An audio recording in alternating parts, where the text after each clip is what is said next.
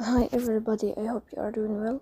Today we will talk about how to fix or how to solve the problem of login problem on Pixiv. You will click on settings.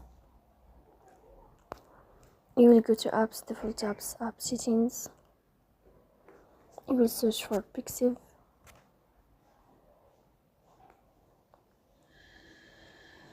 You will click on first stop and you will click OK. You will go here to storage. You will click on clear cache. You will enter to Play Store. You will search for Pixiv.